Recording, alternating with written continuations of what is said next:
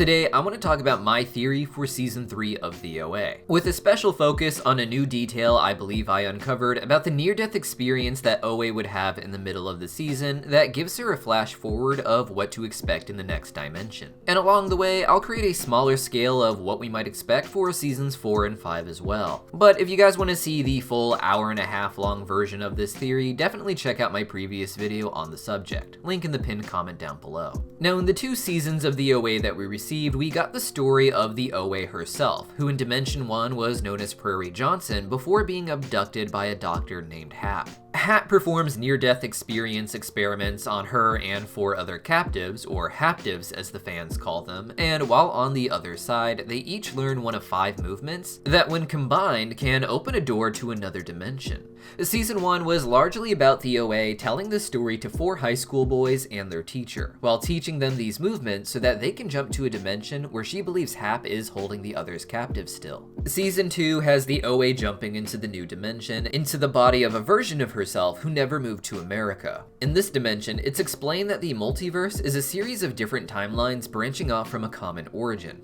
At the end of Season 2, however, the OA jumps into a 3rd dimension, not one that is parallel to Dimensions 1 and 2, coming from a similar origin, but to a dimension similar to our own. Here, the OA wasn't known as Prairie Johnson like she was in Dimension 1 in America, or by her Russian birth name Nina Azarova as explored in Dimension 2, where she never moved away. Instead, Dimension 3 has her jumping into the body of Britt Marling, the real-life name of the actress who plays the OA, and one of the 2 co-creators on the show alongside her best friend Zal Batmanglij. In Dimension 3, the OA is just a TV series like it is in our world, and none of the actors share a common origin with their characters.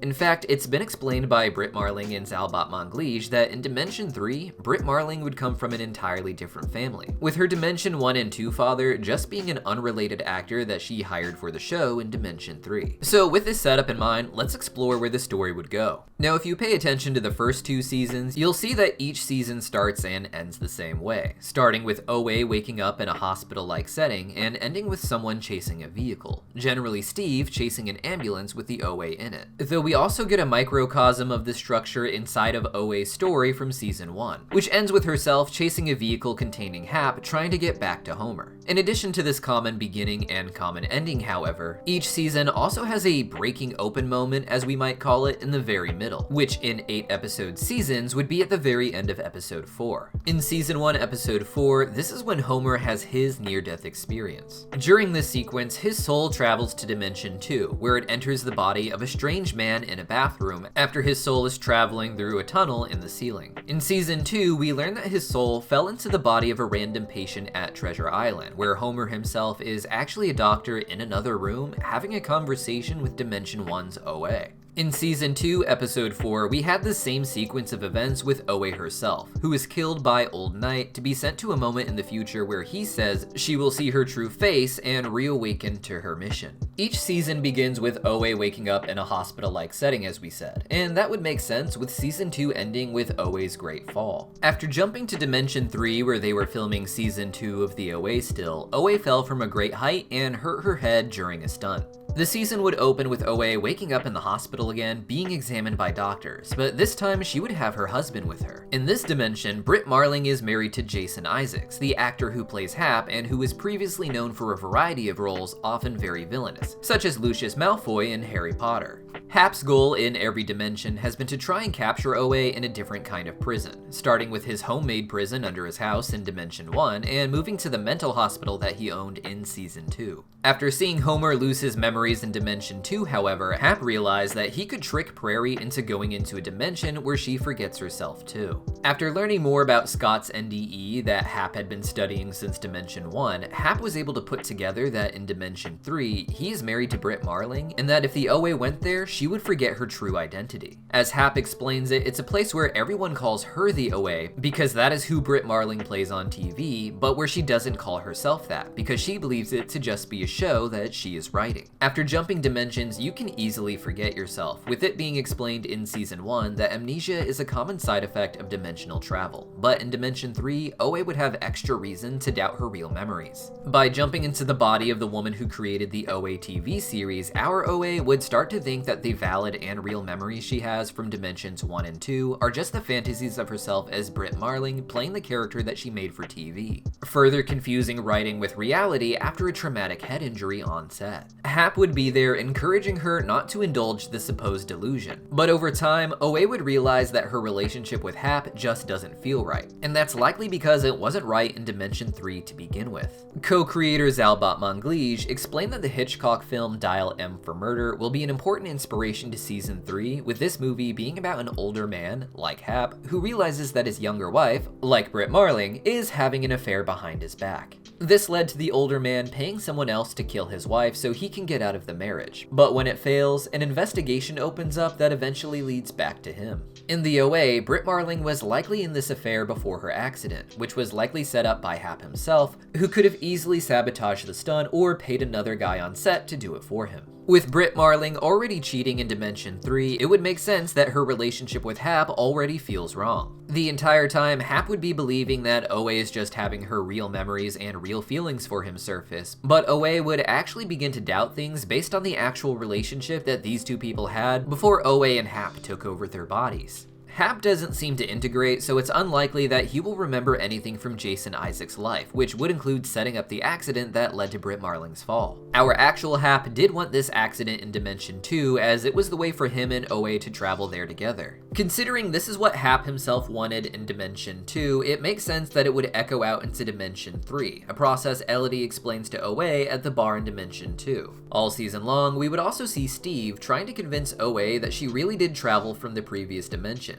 that they aren't just Britt Marling's fantasies, but that she did create these other worlds and give her characters the tools they needed to jump into reality. Oe wouldn't want to believe this, thinking it's crazy, but Old Knight already told her there would be a moment when she sees her true face and reawakens to her mission back in Season 2. This was during Oe's near-death experience, where she travels into the body of a random woman on a plane, just as Homer traveled into the random patient at Treasure Island. While in this body on the plane, Oe walks up to a woman who is clearly just Britt Marling from Dimension 3 with her shorter hair. That means it's actually Oe's Dimension 3 self turning back to look at this version of her from Dimension 2 that had traveled to this moment for just a second. As minor as the moment seems, if it were to happen sometime in Season 3, that would convince the Oe that she had written and filmed something into the story of Season 2 that actually ended up coming true. Not just a coincidence of any random scene, but a scene that was supposed to remind her of who she really is. This one piece of proof, no matter how subtle it looks to the people on the outside, would be the piece she needs to reawaken to her mission to save the others, which would inevitably end Season 3 with the movements being performed again and Oe jumping into Dimension 4. Now, for those familiar with my theories from previous videos and posts on Reddit, this is where the new information starts to kick in to tell us about the ending of the show. As we said before, every season has a point at its very center where we get a character's near-death experience, and we see a flash forward to the next season and next dimension.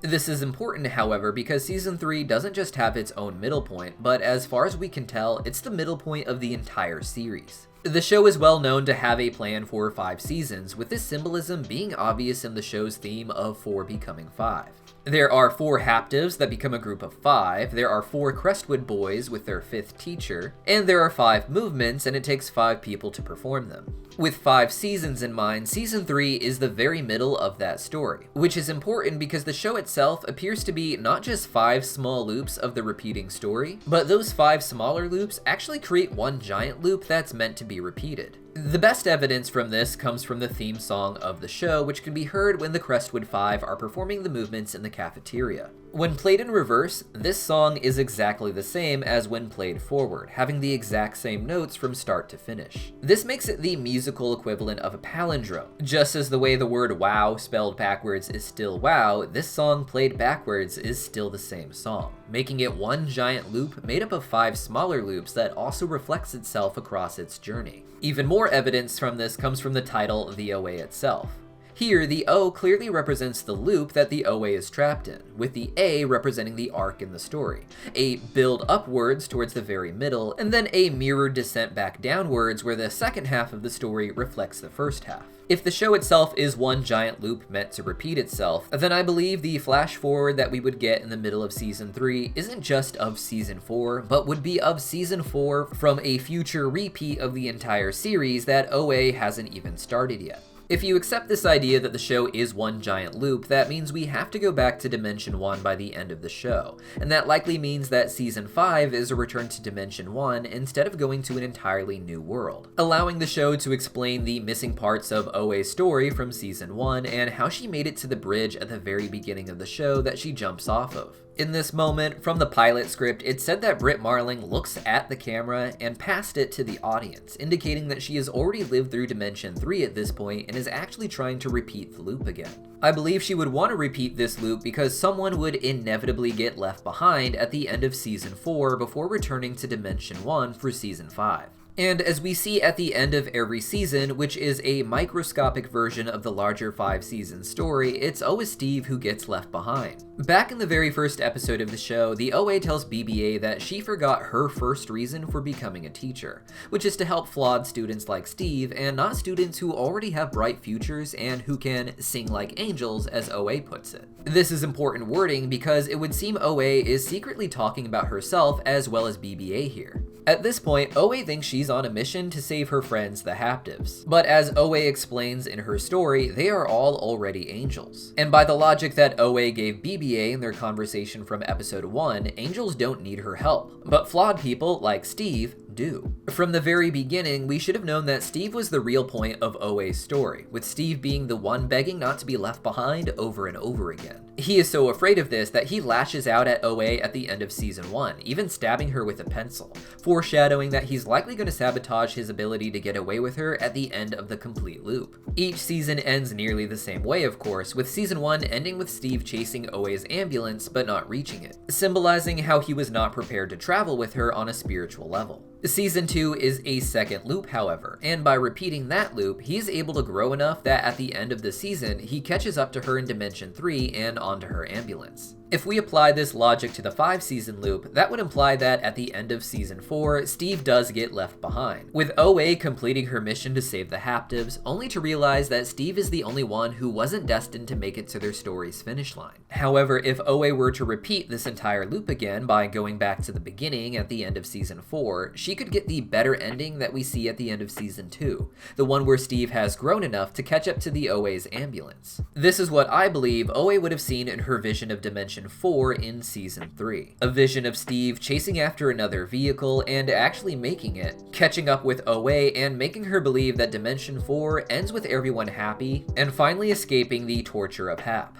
At the end of the actual Season 4 we get, however, I expect Steve to be left behind again, once again sabotaging his opportunity to go with the OA, and finding himself chasing after some sort of vehicle as OA, the Haptives, and pretty much everyone else accidentally leave him behind. This would go against the vision that OA had of the end of Dimension 4, however, but after seeing how her vision of Dimension 3 had come true, she would believe that this just means that the loop needs to be repeated until this particular ending happens, causing her to go back in time, all in an attempt to save Steve, hoping that he himself will grow, even if she continues to forget her real mission and continues to focus on helping the Haptives again. This would lead to the OA traveling back to Dimension 1, where she would only be able to enter her body at a near-death experience that she had suffered in the past due to her leaving her dead body behind at the end of Season 1. With each season starting off with OA waking up in a hospital-like setting, and particularly being examined, it makes sense that OA would return to the point in her story where she was hit over the head by Hap after she tried to escape.